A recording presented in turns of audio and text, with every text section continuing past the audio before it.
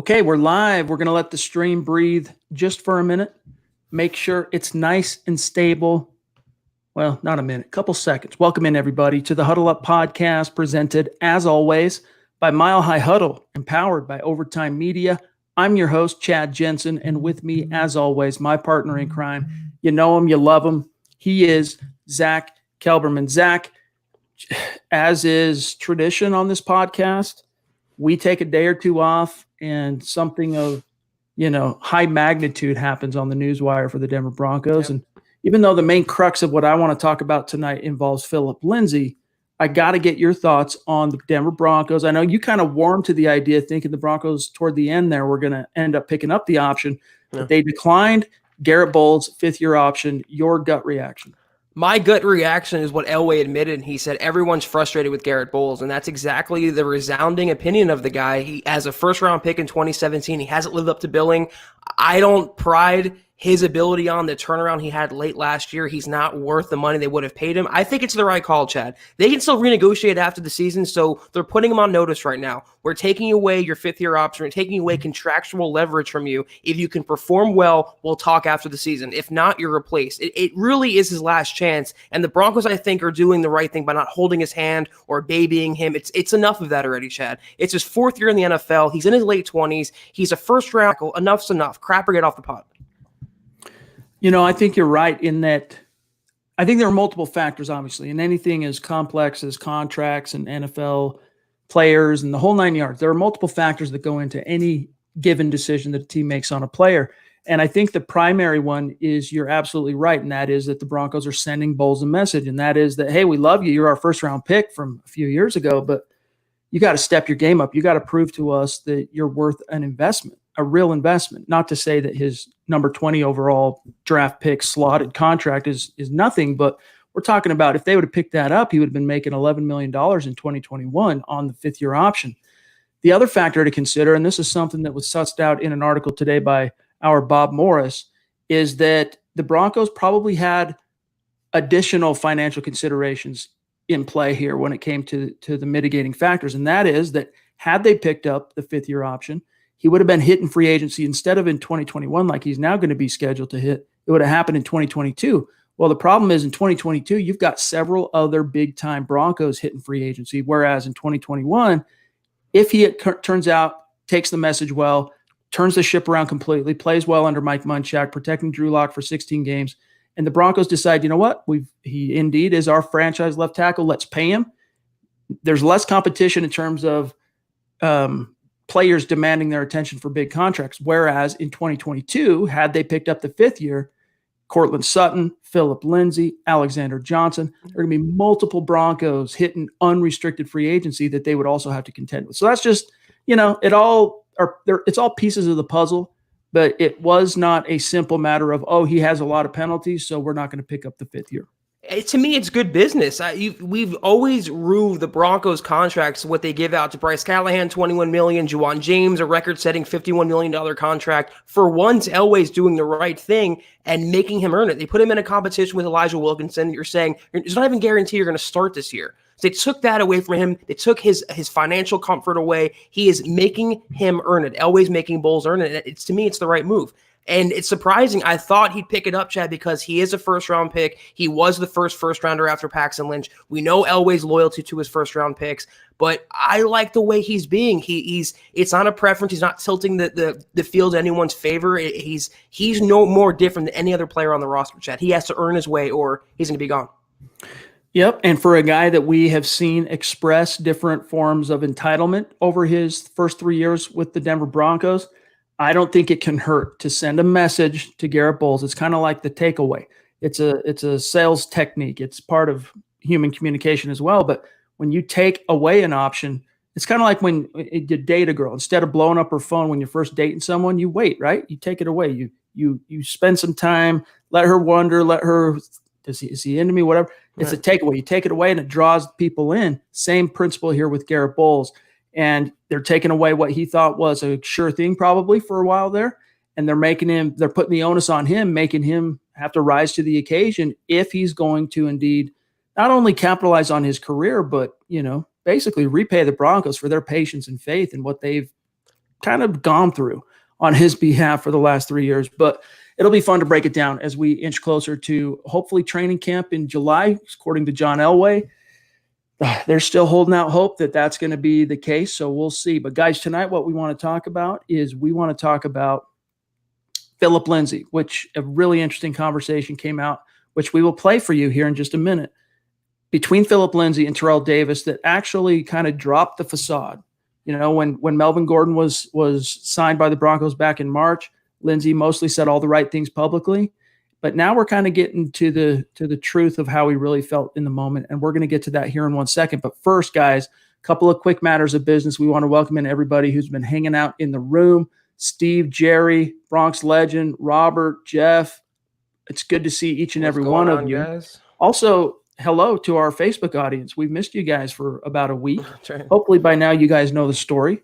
But basically what happened is we did a no-no as it relates to Facebook, and that is we streamed part of a television broadcast of the draft on the night of the first round, and that put us in Facebook jail in terms of live streaming for a whole week. So we're glad to be back with you. Guys, before we dive into Phillip Lindsay, see what's on the minds of our Super Chat superstars, let me go through a couple of quick matters of business. Make sure, as always, that you're following the show on Twitter at Huddle Up Pod. So many of you have done that, and it's been great. It's been so cool to connect, especially our YouTube audience and people on Facebook as well, but people on YouTube connecting with us there and letting us know who they are. And sometimes the names don't match, so you know it's good to know who's who. But that's how you keep your finger on the pulse of what's happening with this show in real time, is you follow us on Twitter at Huddle Up Pod. And while you're at it, make sure you follow the main account at Mile High Huddle for breaking Broncos news and analysis as it's happening in real time. And if you're in a position, guys, with things beginning to kind of open up in different parts of the country, loosen up a little bit as it relates to the Q word, you still want to be safe. You still want to protect yourself. Go to huddleuppod.com if you're in a position to do so. Get yourself a Mile High Huddle mask. Get yourself a hat, whatever. It's another way that you can support the show. And if something like that is not in the cards, that's okay.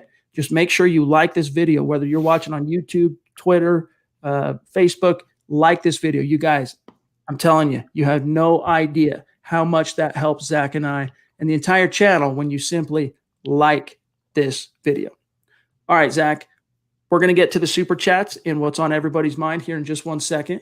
First, rather than reading a quote this time, especially since it's on social media and it's not on a live television broadcast, I'm going to just play this quick conversation. It's more of a remark from Phillip Lindsay that he had with Terrell Davis. I think it was an Instagram live, and I'm going to share audio. I want to say maybe Friday, but I could be getting the day wrong here. I'm going to go ahead and play this. How does that look? Can you see that? Yep.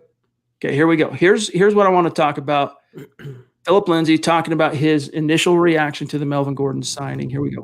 What was your first initial reaction to it? And then I'm sure you had time to think about it. What's your feeling now? So what was your first reaction to Melvin? I mean, so me and Melvin, we known each other for a while because we went to the Pro Bowl together. All right. So, we know each other there. I did not know that, he was going to be coming with us to the Broncos. Right. I mean, it would caught me off guard because it was like, okay, I done put in work, did all this, and it makes it seem like, okay, they don't respect you enough to know that, the work you're putting in. Mm-hmm. So I was really upset for at the beginning. I'm not going to lie. Right. But then I start to think. Then I start to, like you said, you start to think a little bit more. You start to down stuff. And I'm like, okay, the thing is this. If something happens to me or something happens to him, it's hard now. You know what I mean? When I was in the game, stuff was still not going as well and smooth. But if you have somebody that can compliment me like I did my rookie year, where I'm not just running up the middle, trying to get first downs all day. Right. Now it's like, okay, now take some pressure off me. Now I can do my job and use my speed and use my stuff and stay healthier too. On top of that, Melvin's a really good running back, And the thing is this, Melvin, it's not about no feelings. It's about, for him, it's about feeding his family and stuff. If someone's going to offer you something like that, you're going to take it. My biggest thing is, hey, I'm going to do my part. At the end of the day, when I get in the game, whether it's 5 touches, 10 touches, one of them is going to be a touchdown. Right. And that's how I look at it. I don't need no 20 touches. I never did. I mean, I don't think I never ever got 20 touchdowns. But like, give me 5, 6, 7, 10. I'm gonna break one of them. One of them gonna be break. And I just think that for us to get to where we need to be, we need more people around us. And I think that's what Elway did, was just add competition and add more depth so that we don't like the next person goes in and can do the same stuff. I think that Melvin compliments me well, and I think I compliment him well. And I think that, once you get through the pride stuff and you guys work together, we can be a hell of a tandem. But, at the end of the day, I have to do my part. My part is, when I get the ball, make big plays, get first downs. That's what I'm going to do. You do your part. All right, so let me stop the share screen real quick. So many interesting things jump out there, Zach. Yeah. I mean, obviously his maturity and his ability to kind of gut the emotional aspect, the pride issue that he talked about, the disappointment, the hurt feelings. To be able to put that aside and focus on the big picture and how it affects him overall, how it can affect the team and help the team help him. I mean, there's a reason why. It's not just related to what he was saying, but there's a reason why those explosive plays that led to his Pro Bowl rookie season were a lot fewer and farther between in his second year. And he's not wrong. A lot of the reason why is there was no complement. Now, there's also a rookie offensive coordinator and a carousel at quarterback. There are a lot of mitigating factors, but nevertheless, having a guy like Melvin Gordon, as he talks about, is going to give him an opportunity to get more bang for his buck when he's on the field. But I appreciated, Zach, and then I'm going to serve this to you, that he was willing to admit that it really upset him initially, and then he had to kind of tweak his worldview.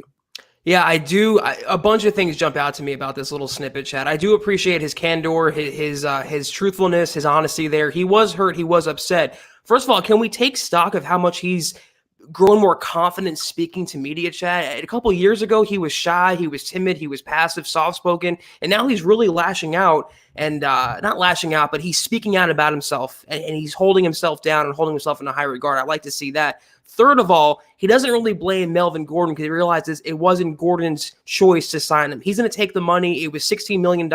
Who wouldn't want that? But he was projecting what he wants for himself, Chad. He wants to feed his family. He wants a big money deal. He wants to be the guy. So he's kind of talking through Gordon about himself. And I like what he said there. He's still going to make his plays. He's still going to do his thing. And he's going to make the Broncos take him off the field. He's going to make it very hard for Denver to not play him or play Gordon ahead of him. I think it's going to make both running backs better. But everything he just admitted, Chad, is what we said he would feel after the Gordon signing. Yeah, man. And it's still just, again, one of the things that was so disappointing to me about Melvin Gordon getting signed by the Broncos wasn't that the Broncos paid a running back. That wasn't the worst thing to me. It was that it basically guaranteed that money was not going to go to Phillip Lindsay. And that's what, because no team in their right mind is going to pay top dollar to two different running backs. It's one thing to kind of spit in the face of the football gods by paying top 5 money to a running back. But to do so for two different guys at the same time concurrently, it's just not going to happen. And that writing was on the wall when the Gordon signing was made. And so unfortunately what it tells me, Zach, is he's going to play his third year in 2020. He'll be a restricted free agent after this season. The Broncos will tender him. That'll represent a serious raise for him for 1 year. He'll go from making about $500,000 per year to, depending on which level they tender him, upwards of $3 million or more for 2021. And then after 2021, he will be an unrestricted free agent. And that will also coincide, Zach, with when Melvin Gordon's contract runs up. So at that point is when the Broncos will really have a decision to make. They're going to have to pick one or the other. Am I going to keep Phillip Lindsay around, or are we going to try and keep Melvin Gordon around? Only time will tell. But Bronx legend jumping in early with a $5 super. Thank you, Bronx. Appreciate you, my friend. We're going to be sending you out a hat here as a bona fide Super Chat superstar, one that looks just like this. So stay tuned for that. It's going to be coming. It's going to be put in the mail this week. So give it a little time. It'll get to you. And then once you get it, make sure you reach out and let us shoot us a selfie so that we can shout you out and give you some love. But he says, Lindsay said all the right things. Definitely going to have a successful career. Always humble. Hashtag state of being. Hashtag Denver Broncos for life. Definitely humble, but also definitely confident, supremely confident in his own capabilities. The one last thing. to this day, you can go all the way back to high school. We'll see if Melvin Gordon can be the first, but no running back that has ever crossed paths with Phillip Lindsay has been able to keep him off the field. That's right. Yeah, I saw a lot less humility in these comments, Chad, a lot more confidence and swagger in himself. And that's what I like. We wouldn't have seen that from the 2018 Phillip Lindsay. And I just think about it's one thing to pay a running back, but a former rival player, when your own homegrown guy who was a sixth-string running back worked all his way up, 2,000-yard seasons, a Pro Bowl. What more does he have to do? I would be pissed off too if I was him, Chad. But he framed it the right way. He said, always bring in competition. It's going to make him better. I love how he handled those remarks, Chad. A little bit of humility, but a lot of confidence. And in his own way, sending a message to Elway as well that, look, I probably don't need to telegraph this to you, but I mean, that bothered me. I mean, I have blood, sweat, and tears.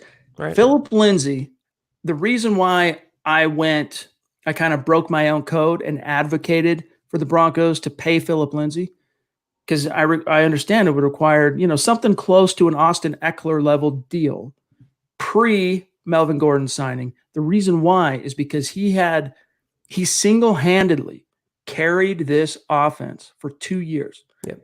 Drew Lock came into the picture in week 13 and things really started moving in the right direction. But up until that point, it started and stopped, began and ended with Phillip Lindsay. And I felt like he deserved some recognition for that by way of the love language of the NFL, which is money, contracts. Pay him, show him the love. Edward jumping in, $5 super. Appreciate you, my friend. MHH, Mount Rushmore member, sporting the T-shirt like a boss. Appreciate you, Ed. He says, let's go Broncos. So ready for this season. Great work, guys. Denver Broncos for life. Hashtag state of being. And hope everything's going okay for you, Ed. And that goes to everybody out there listening live or after the fact as a podcast. Hope you guys are all feeling I hope things are turning around for everybody, Zach.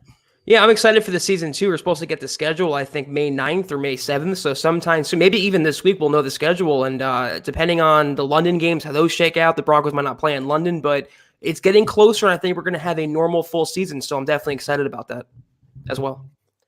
Christian is one of our Super Chat superstars who has reached out and connected with us on Twitter, which is really, really cool to see. Jumping in, $5 super. Thanks, bro. Do you guys expect the Broncos to sign a veteran offensive tackle in the coming days or wait till next season to get a new left tackle?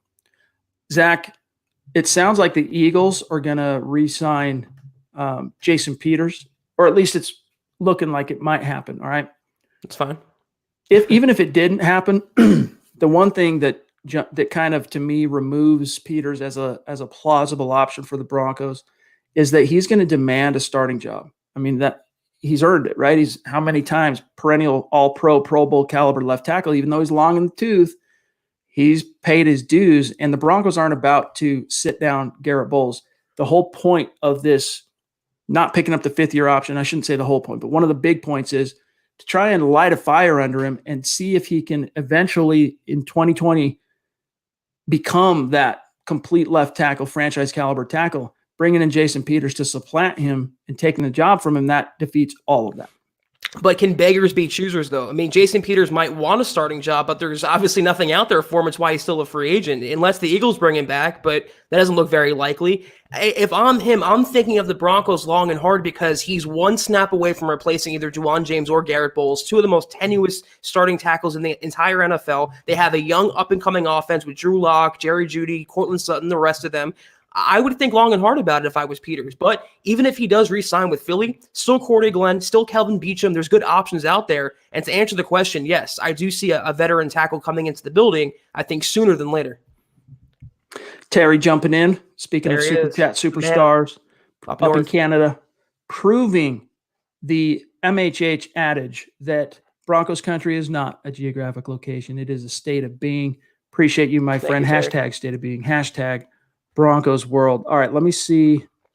All right, we grabbed. Bear with me 1 second. I want to grab this comment from Charlie real quick, and then we'll grab a few more superstars. Hey, you go undrafted, make the team, put in 2,000-yard seasons, and see some other guy come in and get the money. I wouldn't blame him if he feels a bit put out. Exactly. And, you know, I think there's a little bit more intensity around those feelings than even he let on in that conversation. He's smart enough to know that this has the potential to be broadcast to millions of people. But Zach, Phillip Lindsay is a guy that you don't have to worry about where his heart is. You know, when he's on the field, as long as he's healthy, you're going to get peak effort from that kid.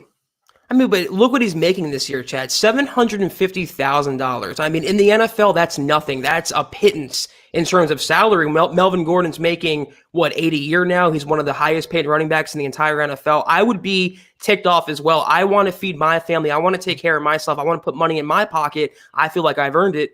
He has to go out and prove that, though. I do think with a big season, he knows he'll get a deal from the Broncos or some other team. You know, it's hard to put into context how rare it is for a running back to eclipse 1,000 yards in back-to-back seasons, especially to open their career. There's only 4 running backs in the history of this club. Think of all the 1,000-yard rushers, right? There's only 4 running backs in the history of this club that have posted back-to-back 1,000-yard rushing seasons, and Phillip Lindsay's one of them. The last running back in Denver to do it was Clinton Portis in 2002 and 2003. And then you go back it wasn't Mike Anderson. I think Terrell Davis. And then there's one more I'm missing off the top of my head. But nevertheless, it's rarefied air that he finds himself in. And Dennis points that out here with a $2 super. Thank you, Dennis. Phillip is a class act, period. That he is. And let me talk about, remember when CJ Anderson barely hit the mark, Chad? I think it was 2017. He barely got there, and we were all rooting for him. It was such a huge deal. Well, Phillip Lindsay did it twice. If that doesn't earn a big deal, like what is going to? A Pro Bowl, being an undrafted guy, being from Colorado, putting his all into the team, doing everything asked of him, he deserves to get paid. I am right there with him. A true bona fide superstar and MHH Mount Rushmore member, George, jumping in, $20 super. Thank you, George. Amazing. We so appreciate your generosity and passion and membership in this community, man. We love you. Yes. Thank you, George. He says, Lindsay has every right to be a bit upset about the Gordon signing. Lindsay has proven himself over the last 2 seasons and deserved better. Let's be realistic here.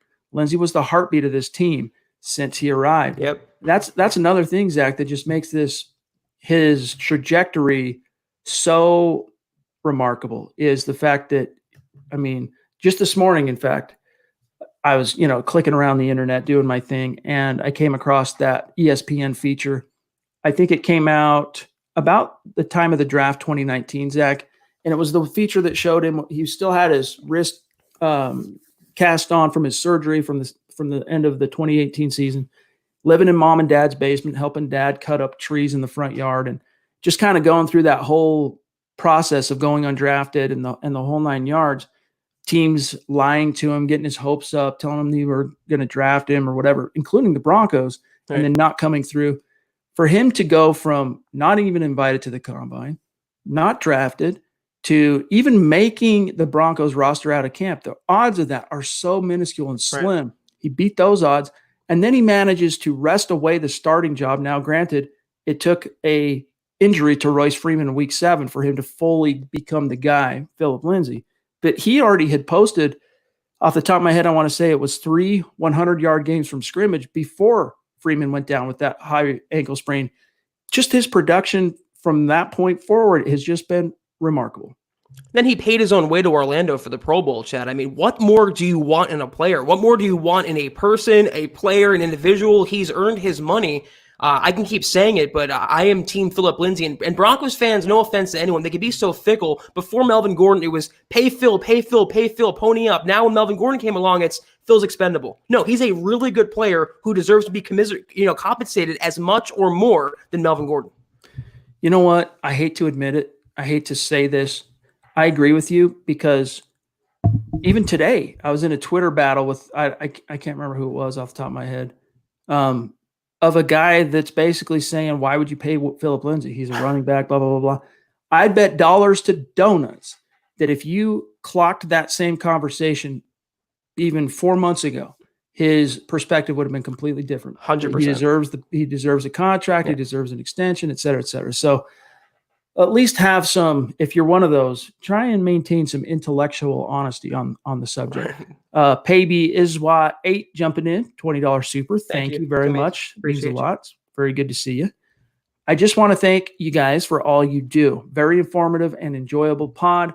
Thanks again from Iowa. Oh, very cool. From Nick's home state. Very cool. Appreciate you. Let's grab Cody here, and then we'll grab a few other supers. Who are your 3 tight ends you keep on the roster? I'd go with Fant as the number 1, Big O from Missouri as the backup, and Vanette as the veteran in the room, Austin Ford on the practice squad. If it really boiled down to 3, Zach, it would kill me, but Andrew Beck's probably not making it if that's how the roster math shook out. I believe we kept 4 respectively on our 53-man roster projection last week and included Andrew Beck on both of ours. I'm absolutely certain, in fact. So I that's how I see it, because he's not a fullback necessarily by trade, but he has the most experience if and when Pat Shurmur has those situations where you do need that kind of a utility from one of your tight ends, pop in, lead block, whatever it might be. But if it really did come down to 3, I think those are the 3. It's going to be Fant, Albert O, and Nick Vanette. When I projected Beck, I was being a little idealistic, Chad. There's no way they're going to keep a 4th tight end just to play fullback every other snap or so. So, yeah, I think the big 3 are pretty much set in stone. And barring an injury, Hireman's gone, Butt's probably gone, Fumagali's on thin ice. The 3 have to be Fant, obviously, Vanette, and Alberto. It's cut and dry. Fearless Frank 4 on Twitter says, could have avoided this by signing Lindsay to a new 3-year, $6 million deal this year. I'm not sure he would have taken that deal. He'd laugh at that. Yeah. I mean, $2 million. Now, look, again, far be it from me to necessarily advocate for paying running backs top of the market money like it's no small feat. But even Lindsay, by virtue of those back-to-back 1,000-yard seasons, his agent would be telling him that's not a deal we take. So, unless that means 6 a year over 3 years, so 18 total. Okay, and that's if a little more manageable. Yeah, that's it. That's right in the pocket of about where I would have expected it. Yeah. Anything to compensate him. If they did it with Chris Harris Jr., Chad, they gave him $3 million. Do the same thing with Phillip Lindsay. He's making under $1 million. There are punters, including Sam Martin, making more per year than Phillip Lindsay. It's ludicrous.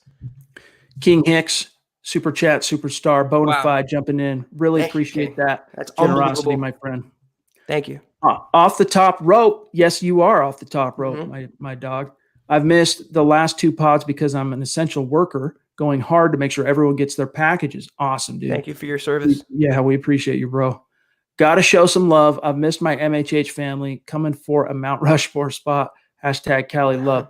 Dude, straight up, you're already approaching it. You're a bona fide superstar. And I mean, your membership in this community, when you're not on a live pod, whether you're on super chatting or not, your absence is felt. So it's good to see you. Glad things seem, that you're able to stay busy. Your job, everything's cool there. And I know all of us are appreciative that you're keeping the supply chain rolling, baby. Yeah, I mean, Mount Rushmore title aside, you're awesome, King. We definitely appreciate all your contributions. Even just talking with us, we look forward to interacting with you. So thank you so much for what you've done and what you continue to do. Since Facebook has been neglected the last week or so, let's grab as many as we can tonight. Andy saying, guys, are you judging the money or the players? Do you want a Super Bowl victory? The Broncos will be a running team this year. The new weapons will be an added plus to get us to the promised land. The money, the issue, again, that's what broke my heart, figuratively.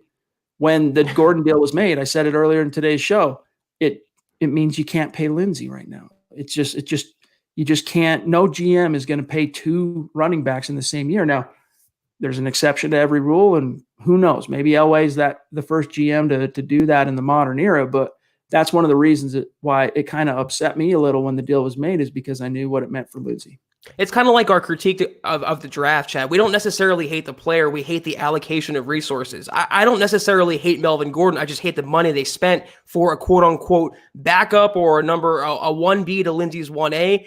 But I take umbrage with the question or the comment, are the Broncos a Melvin Gordon away from winning a title? Is that going to push them over the top? I don't think so. It's going to help the offense. It's going to make them more explosive, but they're going to still be a passing team too. They drafted three wide receivers on top of having Cortland Sutton already. They didn't draft any running backs, so they're obviously going to take to the air more. Melvin Gordon's not going to be Adrian Peterson in his prime. He's going to help the offense out. He's going to keep Lindsay fresh, catch some passes, but earning $16 million? I don't know about that.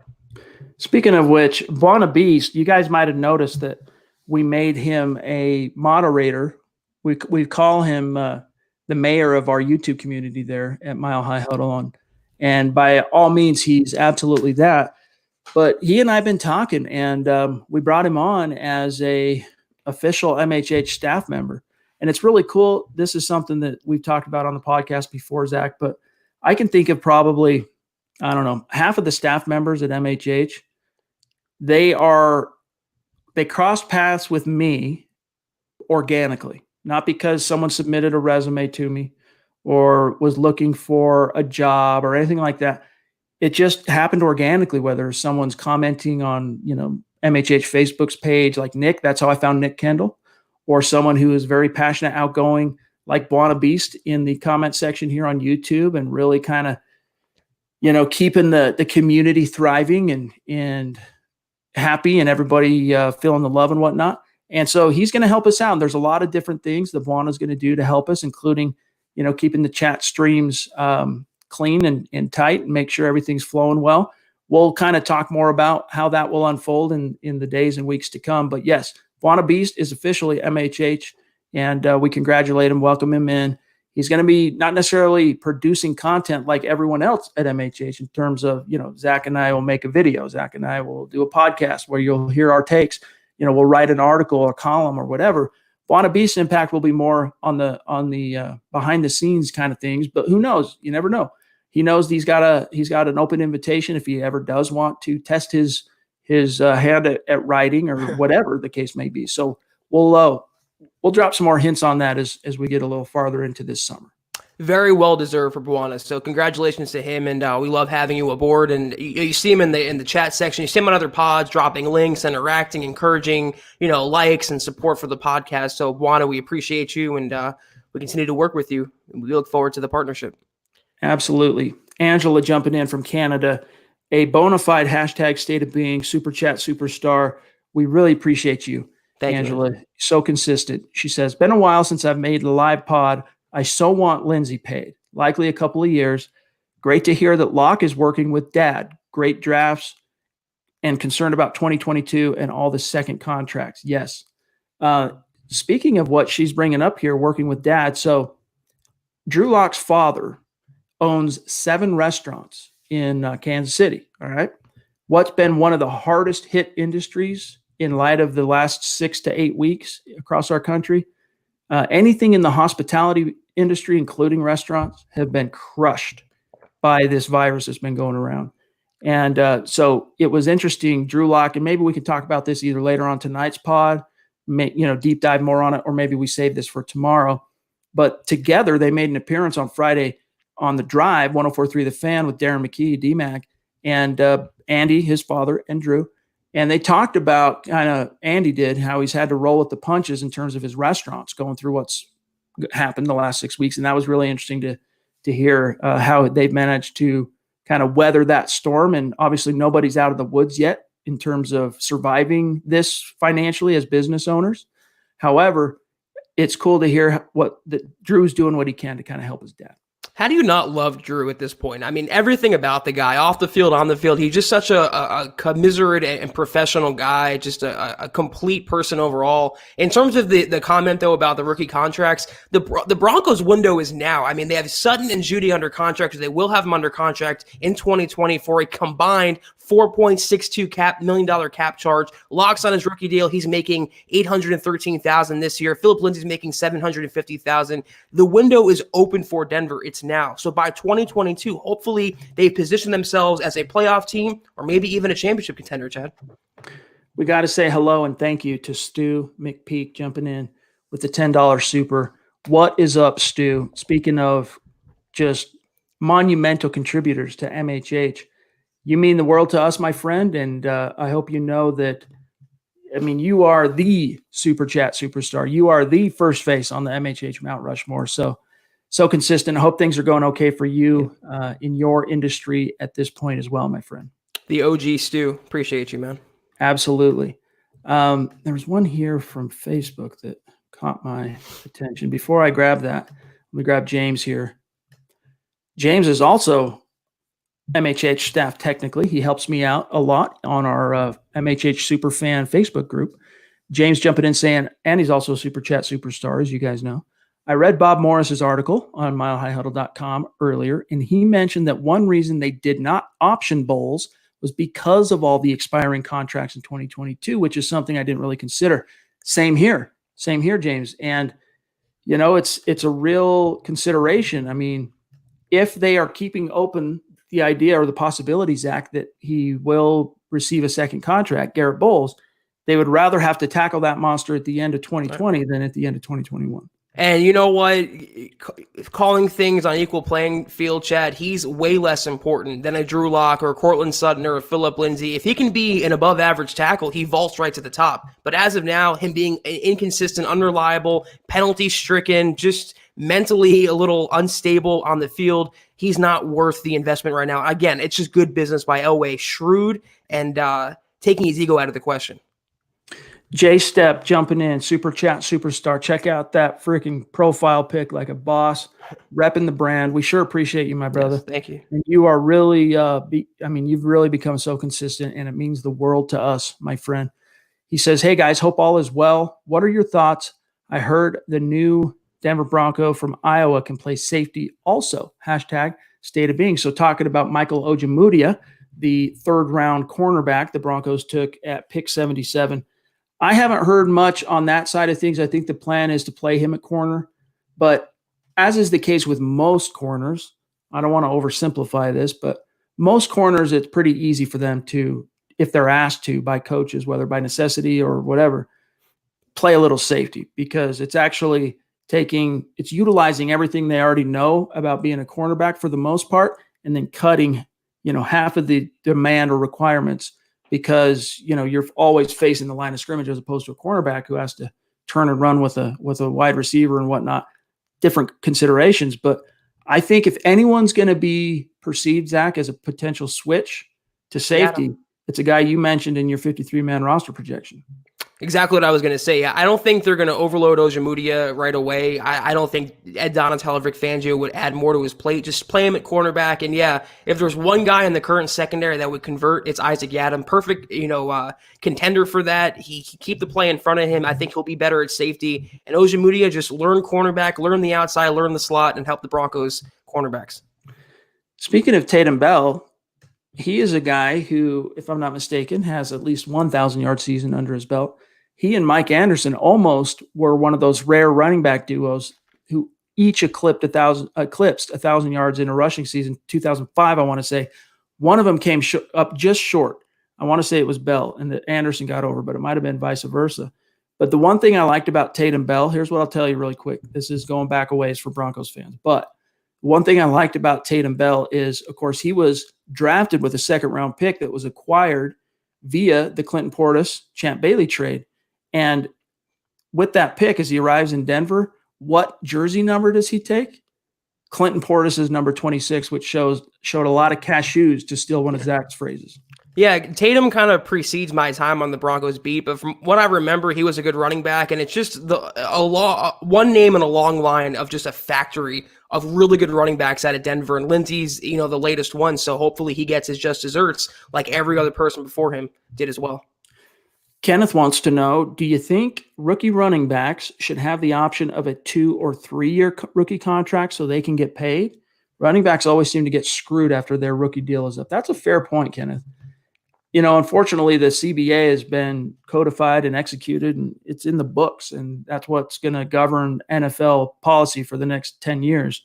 But that is a consideration, because you're absolutely right. So many of them, the Todd Gurleys of the world, the Melvin Gordons of the world, few and far between that actually really get to capitalize on a big second contract, because by the time they get there, most of them, it's a lot of reps, a lot of collisions, a lot of, injuries befall them. And so their value each year just diminishes. Then they hit the open market, Zach, and find look at Devontae Booker, not exactly a stud for the Broncos, but Devontae Booker's still sitting out there in free agency. And who knows, maybe if he could have been a free agent after his second year or third year, it might've been different for him. The NFL would never allow that. But the NFLPA would jump at that. But I am pro player getting money. I am pro business. But they also know what they're signing up for, Chad. Running backs in the NFL. They know it's a devalued position. And if they're smart, they can do more than one thing. They can pass block. They can catch. They can help on specials. They can make themselves valuable. But again, they know what they're getting into. So you can't really structure the rules around one position. You have to do it for other positions like defensive end, outside linebacker. It opens up a whole can of worms. It's just an unfortunate part of the NFL business world. Ginger Ninja jumping in saying, after Sutton, Judy, and Hamler, it'll be a bloodbath of a fight for the rest of those roster spots. We have a lot of young quality depth. How do you see the wide receiver depth chart filling out? Hashtag MHH gang. I like that hashtag, brother. Well, you're absolutely right. That's the top three moving forward. I think on my initial 53, I included Tim Patrick and Deshaun Hamilton and Juwan Winfrey, but I have since kind of changed my tune in the first written 53-man roster projection of 2020 from yours truly. I did not include Juwan Winfrey. Zach swung me on that point. So I think the two that have the best shot beyond those three to make it, we just mentioned them, Hamilton and Patrick. Yeah, I think that's pretty cut and dry as well. I just don't see the Broncos keeping 6 wide receivers when they have a pass-catching tight end. They have 2 pass-catching running backs, or at least one in Melvin Gordon. They don't need 6 wide receivers. They'll go a little heavier on offensive line or defensive line. So Winfrey's probably the odd man out, Chad, of the group. James is pointing out here, I'd probably say if Hamler has a significant role on offense, he won't have a significant role on special teams. That does tend to be how things shake out in the NFL. Coaches are a little reluctant to risk true role players on offense. There's always exceptions to special teams in the high velocity collisions that can occur there. There have been exceptions. For example, in Denver, there was a few times Wes Welker went back and took a punt. One of them was a disaster in New England, no less. Broncos ended up losing that game in I want to say 2013. Anyway, Emmanuel Sanders did it once or twice, but there's a reason why coaches are reluctant to do that.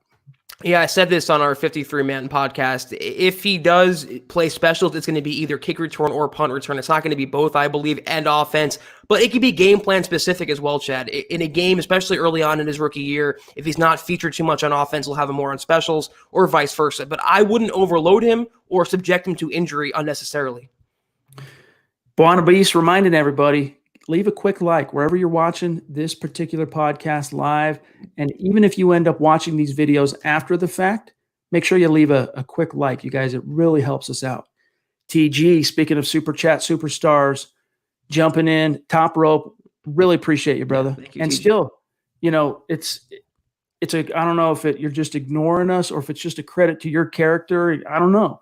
But TG, you still haven't reached out to me, milehighhuddle@gmail.com. I want to send you a little something for just your support over especially these last 6-7 months. So when you get some time, hit me up so I can get your address and some deets and send you a little something. He jumps in, $10 super. Really appreciate you. Yeah. Let's go. Garrett Bowles, Pro Bowl. Show all these haters who you are. It's funny that people think Wilkinson can push Bowles when he gave up 10 sacks. For what it's worth, Zach, I don't believe Wilkinson is a true threat to dethrone Garrett Bowles as the left tackle. I mean, 10 sacks, he did relinquish half a dozen penalties himself. That was at right tackle. Left tackle, I shudder to think. I just don't think he has the foot speed and that twitchy athleticism that you really need to be an upper echelon tackle, whether you're a swing guy or a starter. I mean, even Chris Clark, for example, who replaced Ryan Clady on the 2015 Super Bowl squad, or not 2015, 2013. Super Bowl 48, he at least he wasn't as strong. He wasn't as technically proficient. He was nowhere near as talented as Ryan Clady. But the reason why the Broncos could get by with him at left tackle was because he was very fleet of foot, very athletic. And that's what you need at the tackle position. Of course, it helps when Peyton Manning's unloading the ball in under 2 seconds on every dropback almost. But nevertheless, Wilkinson is not that guy. So I'm kind of, bold prediction right now, Wilkinson, unless it's an injury, is not going to beat out Garrett Bowles for left tackle. Wilkinson's an awful tackle, but that doesn't make Garrett Bowles a potential Pro Bowler because he can beat out Wilkinson. I don't understand the argument that he's better than the worst tackles. It still makes him pretty bad. And what does it say that the Broncos are putting him in a competition with Wilkinson, knowing how bad Wilkinson is at tackle? Pro Bowl is a major leap. TG, I know you and I really disagree on Garrett Bowles. I'm willing to eat a lot of crow if he turns it around this season, but he has to earn that on a snap-by-snap, week-by-week basis. Let's get to average. Let's get to consistent and reliable before Pro Bowl. That's a little pie in the sky for me. But if it happens, I'll be the first one on this podcast to eat a lot of crow. He has Pro Bowl talent. It's just, what does he have between the ears? There's put it all together. Why. Yes, he's just got to put it all together. Is it completely outside the realm of the plausible? No. Would we all love to see it happen, TG? You bet your ass we would. Buona Beast jumping in to remind everybody, we are on the road on YouTube to 7,000 subscribers. And of course, as we all know, the number 7 has a special significance to Broncos country. So we're planning something for when we cross that threshold, if you will, on YouTube. And it's worth mentioning. Now, I'm kind of illiterate when it comes to YouTube analytics. I try to figure it out as best I can. But one thing that has jumped out to me, Zach, about how, I mean, most people subscribe to us on YouTube strictly for the live podcast and the podcast after the fact, and the additional videos that we put up are just kind of bonuses for them. And it surprises me how many people who watch these live podcasts, it's about 40% of them are not even subscribed to the channel, and yet they watch almost every live podcast. So if you're one of those people, just subscribe. It's a simple, easy way to help us out. You're watching it anyway. Make sure you subscribe. Hit that bell. Yeah, definitely say subscribe. But what I love, Chad, lately, when the video first goes up, we have 200, 300 likes now. Before we had 50 or 100, just to see how much the podcast has grown. Getting to 7,000, we were at, when we started this, Chad, what, half of that? 3.5, 4? It's grown exponentially, and we say it all the time, but it's a credit to you guys. It wouldn't be this way without you. We love all of you. We appreciate all of you. So thank you again. Amen to that. And Nad Ludlow jumping in, $2 super, reminding everybody too. Thank you, Nad. Appreciate you, brother. And everyone chipping in. And it's, it's cool to see everyone kind of helping us and taking ownership and putting a little of their own skin in the game to make this thing a success. So we appreciate you guys. That's right. Steven as well jumping in, talking about a bona fide MHH, Mount Rushmore member and Super Chat superstar. Love how Drew Lock kept his draft cards. That's another interesting story that came out of last week that was unveiled after the Mile High Mailbag, so after Thursday night. Drew Lock, there's a cool video. I'm not going to go try and find it while we're live. I should have thought of that before, Steve, and had it queued up. But there's a really cool video. You can go find it at milehighhuddle.com. Go check at Mile High Huddle Twitter. You'll find it, of Drew Lock. I can't remember who he was interviewing. Someone NFL Network. Adams. Thank you. But he showed that he kept two things. You want to talk about a chip on his shoulder, similar to Phillip Lindsay. I mean, even though Drew Lock got drafted and he got drafted in a premium round in the second round, still, he was expected to be a first-round top 10 pick by a lot of people. And even those who didn't see him as a top 10 pick in terms of the draftniks out there, they still viewed him as a first-rounder. Worst case, fringe first-rounder. He ends up going in the second round.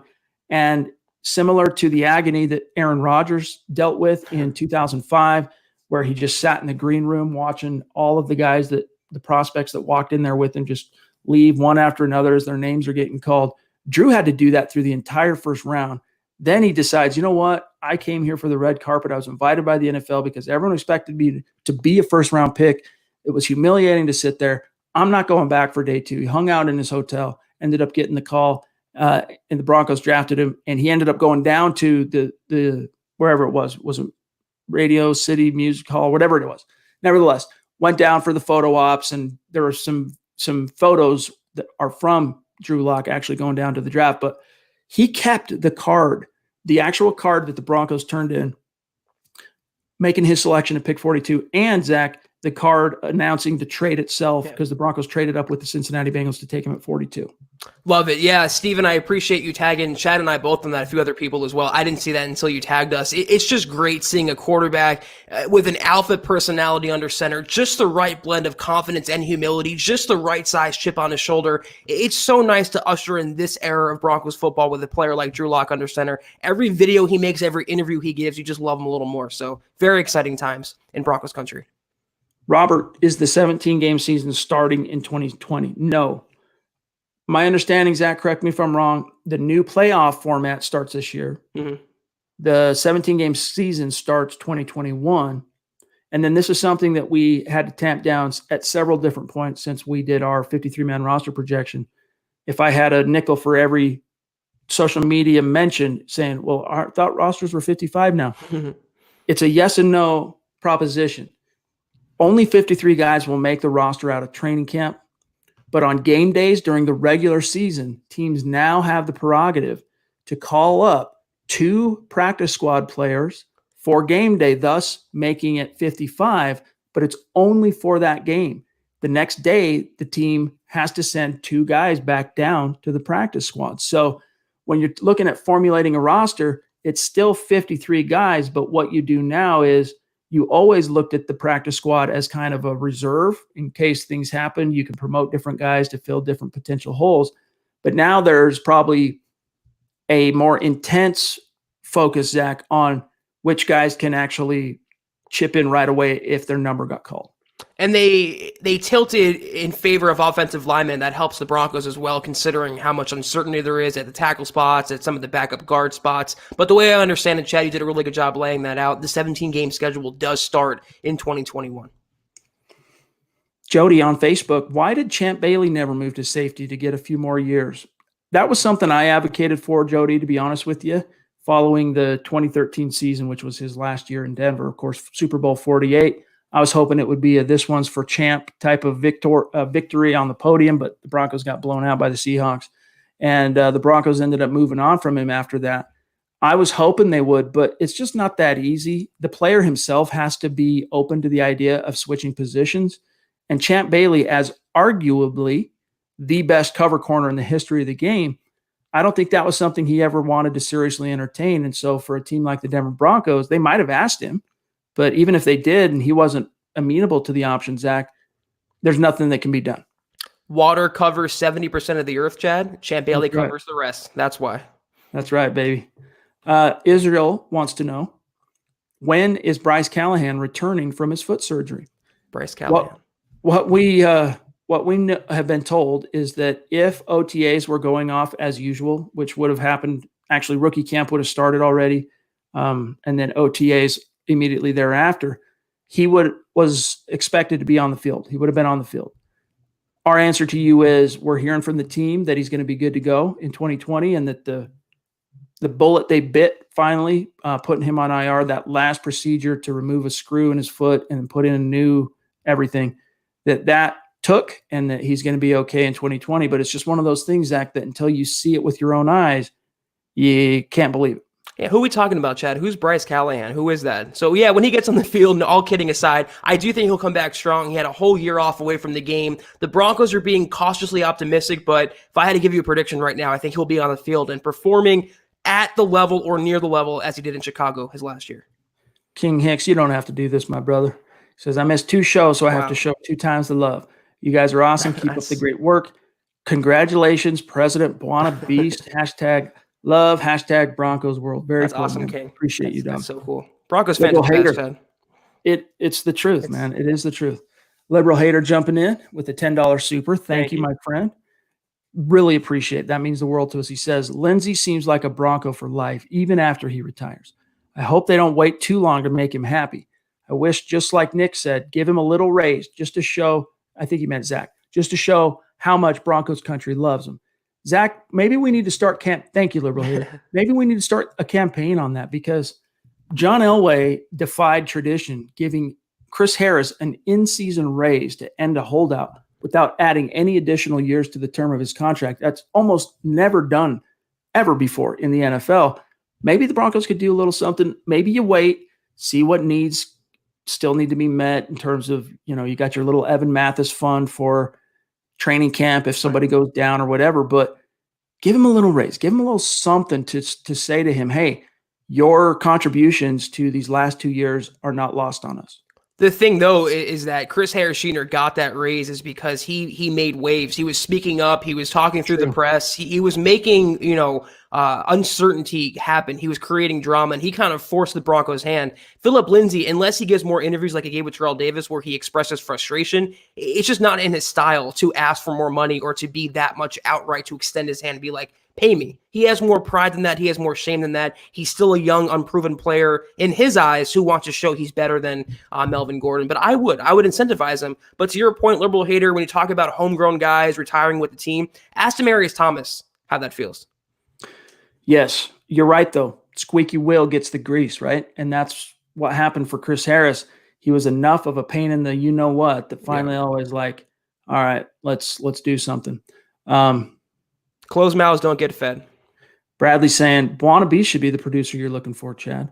That's something we're considering, my friend. We'll see how it shakes out. But TG jumping in again, another very generous super chat. That's awesome. Love you guys. Haven't earned free stuff from you guys. Yes, you have. Yes, you have. Yes, you have. We're telling you have, dog. That's the thing. That's the point. So just reach out when you get a second. Shoot me an email, and let's get you a little something. Yeah. It's the least Zach and I could do to show you how much we appreciate your contributions, bro. Even if you are Garrett Bowles' #1 fan, we do love you. Yeah. Hey, man, I was on that soapbox for a long time too, and I finally came off of the Garrett Bowles, give him times kind of position after that first half of last season when it just the Munchak influence didn't seem to make a difference. The penalties kept coming. I was finally like, all right, let's call a spade a spade. This dude is ridiculous. Then he turns it around week 9 on, and it'll be interesting to see how it shakes out. All right, let's see what else we got here since we're butting up really close to our time where we got to get out of here. Bear with us 1 second. Let's grab Jake here, jumping in with the $5 super. Thank you, Jake. And you're another one, Jake, that's become super consistent, a bona fide superstar. Reach out and send me an email so we can give you a little thank you for your support, my friend. milehighhuddle@gmail.com. Hey, guys, would you have a live podcast during a Broncos game? Would rather hear your commentary. And is there anything new coming to the pod? 2 excellent questions. Here's the thing we learned from draft night, first round, is anything we do to live stream any event, henceforth and forever, can never have the actual broadcast in the screen. So is it possible for us to say, all right, everybody turn on the game, and then we live stream and chit chat and talk and break it down as it's happening? That's possible, but would you rather have that, or would you rather have Zach and I coming to you live as soon as the game is over with the gut reaction, breaking it down? We'd be curious to know your thoughts, but that's how we've approached it, is the gut reaction immediately thereafter. But we're open to the idea of perhaps live streaming during games. We'll just have to see how the season plays out, Zach. The other option was halftime streams, Chad. We kind of kicked around that idea a couple of times, hopping on for halftime for 10 minutes or so to recap the first half. But I like diving in right after. We have the full picture. We have the final result. It's pure emotion. It's just pure raw reaction. So I think that's the direction we're going to go. But we're always open, like you said, to suggestions. The other thing is, in terms of what's new coming to the pod, now that the draft is over, we're going to have more time. This is something that Zach and I have discussed. In fact, this is a conversation I had with Buona Beast as well. Things are slowing down a little. We want to start thinking of other things that we can do with the podcast, with the channel, different things.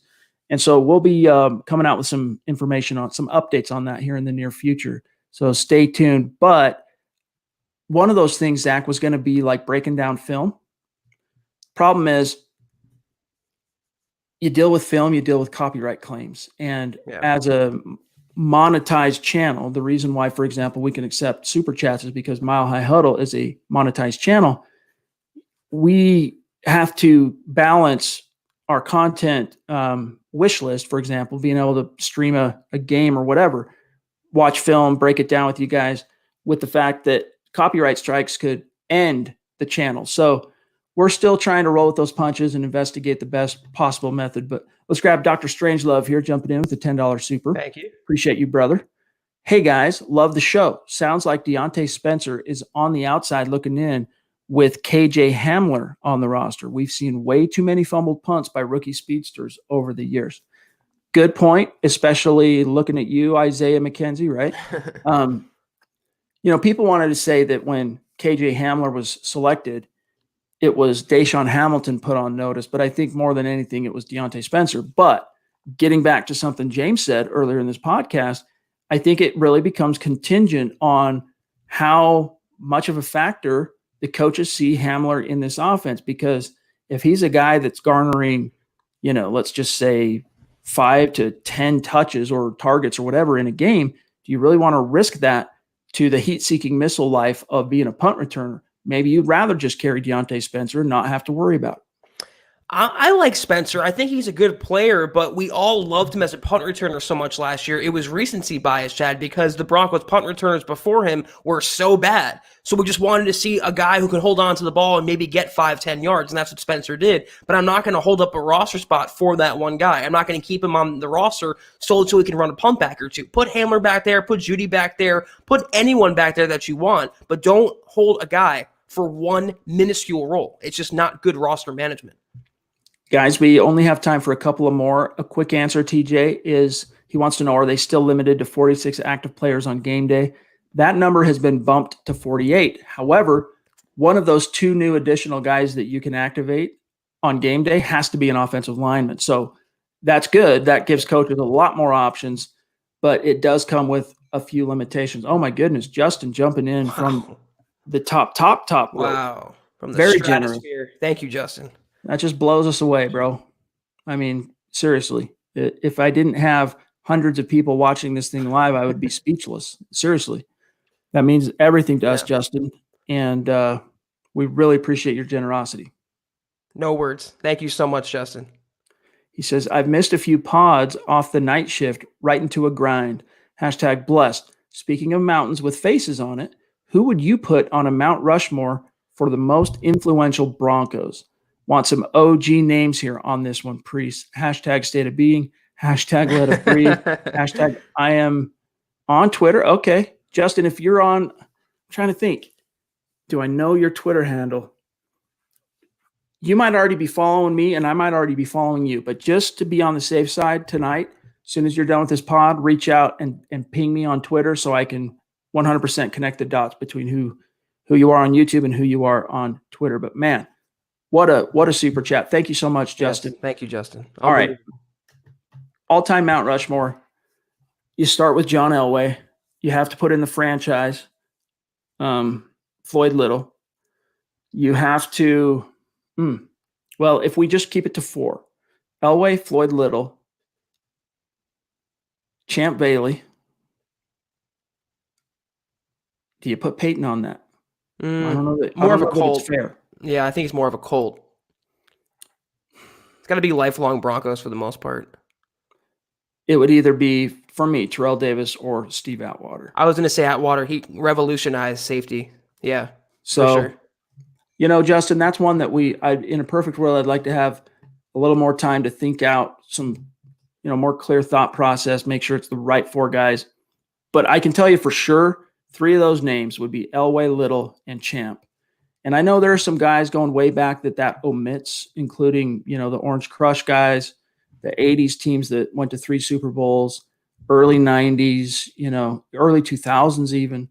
But if there's only 4 guys, unfortunately, we have to leave a few on the outside, more than a few deserving guys on the outside looking in. So, all right, guys. Sharp too, maybe. He would definitely have to be a consideration. One of the, 7 Hall of Famers?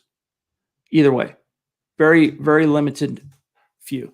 Liberal Hater jumping back in, $20 super. Thank you, my friend. Means everything to us. He says, I'm the number 2 Bulls fan, I guess.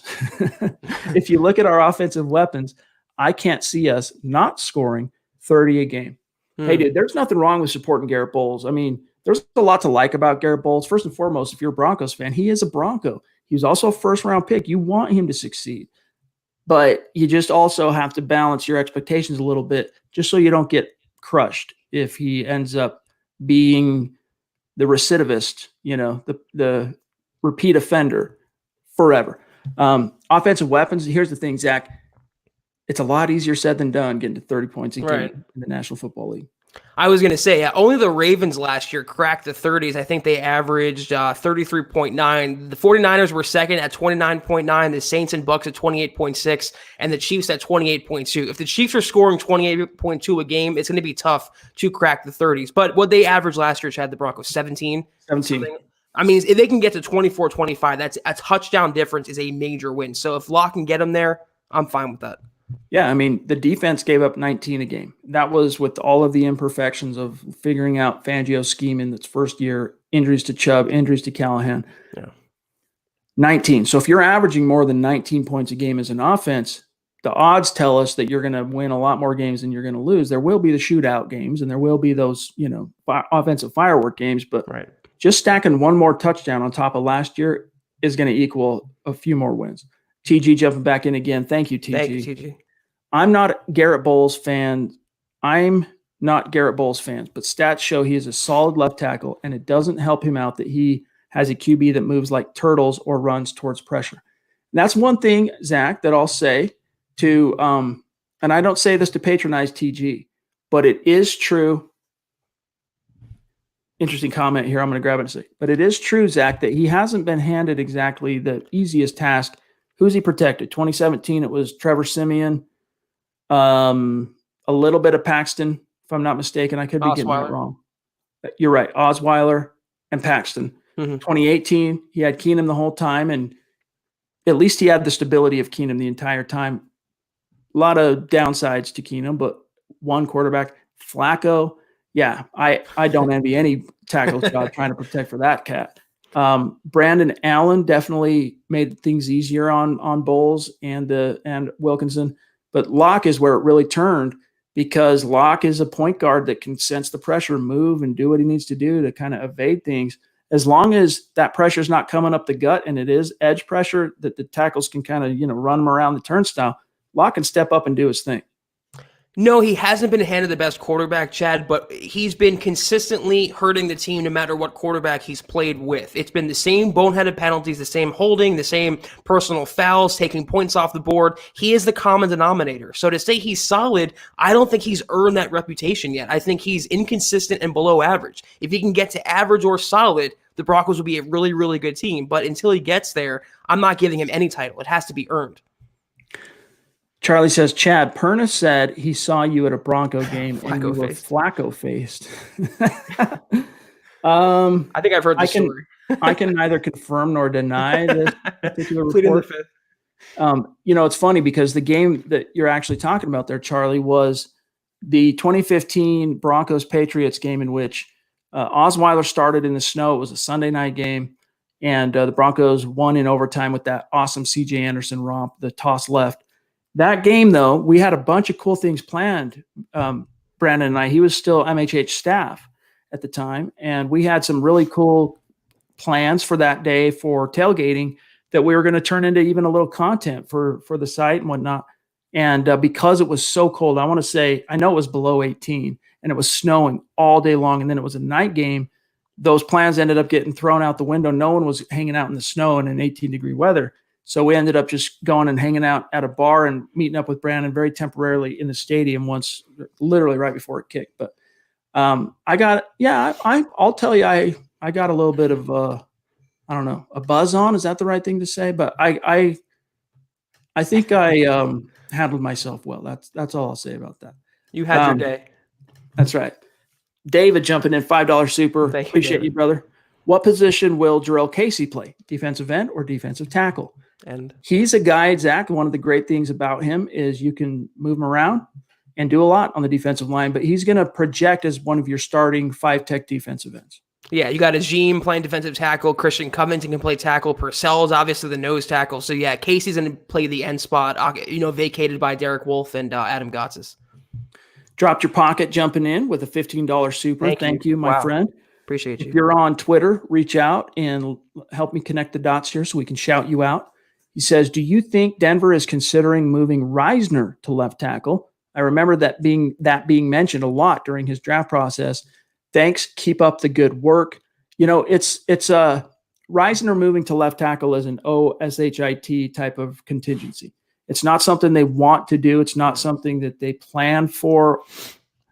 It's Bowles gets benched or gets hurt and Wilkinson falls flat on his face, hey, Dalton, we need you to kick out to left tackle, and we're going to bring Natani Muti in at left guard, and let's just try and patchwork this thing and make it work. He has experience playing at tackle. He did, the last 2 years he played at Kansas State, exclusively right tackle. Very good, but there were some questions based on his measurables, whether or not he was really suited for tackle. And I think the fact that at the next level, and the fact that the Broncos played him at left guard tells you how they view him ultimately. I think you're right, Chad. He's a better guard than tackle, and maybe in a Band-Aid scenario during the 2020 season, he might kick out to tackle, like you said, if there's an injury or ineffectiveness. But the more likely scenario, if Bowles bombs this season, is the Broncos just signing a left tackle, trading for one next offseason, or using the first-round pick on the guy and truly solidifying that spot. Discount Audio and Wheels, DA Dub jumping in with the $5 super. Appreciate you, my friend. Thank you. I hope everything's going well with the store. Hope you're weathering the storm okay with what you do there, my friend. Really appreciate that. Keep up the good work. We'll do our best. Wow. Charlie saying, far be it from me to deny anybody a few brewskis, Chad. I don't think it was brewskis, Charlie, that was the story of the day. Something called Fireball. I don't know. Never heard of that. Wow. Goodness gracious. Our friend Dale showing the love. It just ridiculously amazing. It's unbelievably amazing. Dale, there's no words, man. Thank you so much. Really appreciate you. And those of you that have been longtime listeners / live stream contributors on the pod know that this isn't the first time Dale has been unbelievably generous on Super Chat. And all I can tell you, Dale, is it means everything to Zach and I. And I know we're not just saying that, but man, thank you so much, my friend. He says, great job again, Chad and Zach. When all is said and done, how can we not be over the top fired up going into this season? So much to be excited about on both sides of the ball. Zach, Dale, thank you so much, my friend. Dude, that just is so cool. That's one thing that was getting lost on people who were, our draft grades not being 100% perfect. Judas Priest. Wow. My goodness, guys. Finish your thoughts. You're going to bring a tear to my eye here. Wow, TG. People were getting caught up on the fact that we gave the Broncos an imperfect draft grade. However, the one thing that both of us maintained is the Broncos got better, and they got better by a stretch, Zach. The wide receiver influx of talent, the speed at tight end, bolstering the interior of the offensive line, to say nothing of what they did defensively in free agency and in the draft. This team on paper got a lot better. So, yes, we're excited to see how it all unfolds. We just want them to take it from the figurative on paper stage into the real gridiron and translate that to actual football. Out of theory and into practice. Absolutely agreed. And Dale, thank you so much. We talk about Mount Rushmore, Chad, and we can't fit 4 or 5 people from our community on there. We need just rows and rows and rows. And Dale, you're definitely up there. But I can't recall more excitement for a Broncos season, maybe in Peyton's first year or after 2015 when they were defending the title, Chad.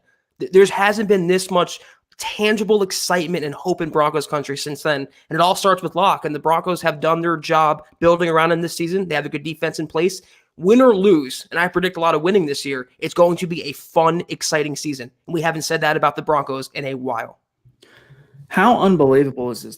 This TG has already super chatted at least twice, and this marks the 3rd triple-digit super chat of the night from the community. It blows me away. Seriously, it blows me away. All I can tell you is thank you.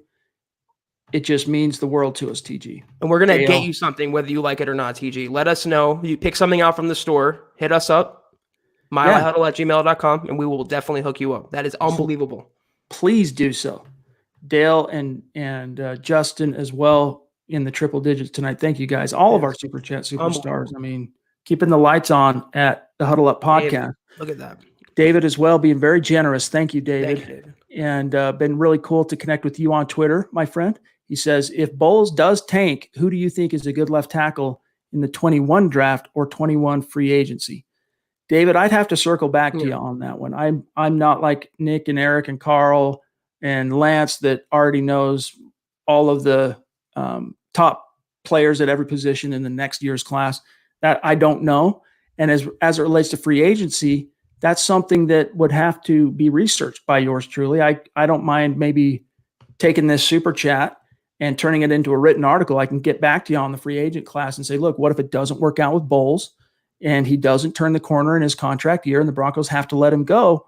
Who are some of the free agent options the Broncos could bring in to kind of stopgap, draft someone as well, develop? But unfortunately, I wish I could answer that to you right now in perfect form, but that one's going to have to be on the back burner. But thank you, David.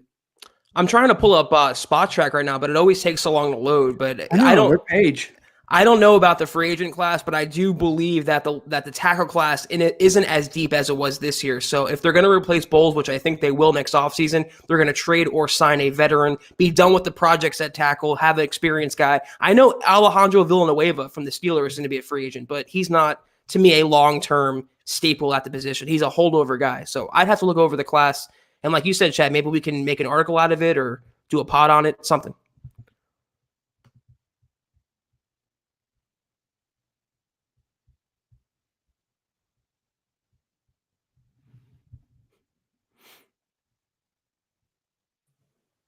Sorry, guys. Hopefully you can hear us okay. We're going to have to wind this pod down. I just got a notification, Zach, from StreamYard that said something about internet connection, which I don't understand because I'm literally 2 feet away from my router, hardline plugged into it. I don't know what else I can do. But James here bringing up the reality that there's plenty of room at MHH Mount Rushmore. Absolutely. Let's grab this one last super since we're playing on borrowed time here with the internet gods. Big Daddy Kane, speaking of Super Chat superstars, good to see you, my friend. Thank you. Really appreciate that. He says, glad I catch you guys live. I always watch the following day at work. All your content is awesome. Hashtag football priest. That's cool, dude. That means the world to us. However you listen to the pods is awesome to us. It just, we pinch ourselves each and every day. And whenever we can catch you live and you can contribute to the actual conversation, Big Daddy Kane, you know, we appreciate that. You should reach out to us, though. You and David Kilgore as well. Both of you guys reach out to me, milehighhuddle@gmail.com. You guys are consistent superstars. So I know, Big Daddy Kane, you can't catch everything live. It seems to me every time you are live, you are supporting the cause. So reach out to me. Let me get your deets and we'll send you a little something. Buona Beast, last thing, guys. Then we got to get out of here for tonight. Everyone leave a like on your way out. Echo that from Zach and I. Remember, 7 pods, 1 every day. Also check out the articles on milehighhuddle.com and get your gear. Yep, that's right. Don't forget. I'll show you. This is how easy it is. You don't have to remember anything complicated. HuddleUpPod.com. Not HuddleUpPodcast, HuddleUpPod.com. But guys, that has to do it for tonight. Thank you for joining us, each and every one of you. And a mile-high salute to our Super Chat superstars, each and every one of you. Your generosity is just unbelievable. We appreciate you so much. Follow the show on Twitter at HuddleUpPod. And while you're at it, at Mile High Huddle. And then also my partner here, Zack Kelberman, at Kelberman NFL. Myself, at Chad and Jensen. And then stay tuned, guys, because we'll be back in the saddle tomorrow night, 6:15 Mountain, 8:15 Eastern. We'll see if maybe we get a little bit of news tomorrow to digest, talk about. If not, we'll probably talk a little bit about what Drew Lock had to say on that same conversation with the fan on Friday, talking about how he may have influenced, even beyond the Albert O pick, the Broncos 2020 NFL draft. So stay tuned for that. Let me make sure, one last thing. I just want to make sure I didn't miss anybody. All right. I think we're good. All right, guys, we'll get out of here for tonight. We love you. We appreciate you. For Zach, have a great start to your week, my friend. You as well, Chad. I will see you tomorrow night, and you might want to look into this. That might be the problem there. The hoodie strikes again. Yeah, that's right. Guys, I am actively, I hate being the culprit because I'm the guy that's always hammering on all the podcast hosts about being hardline plugged into their router. I don't know what it is. I'm going to have to call my provider and say, hey, why am I having these issues, especially when I hardline? I don't know. I'll see what I can do. Thanks for your patience, though, guys, and for everything that you do for us. We'll see you tomorrow night. For Zach, I'm Chad. Talk to you then.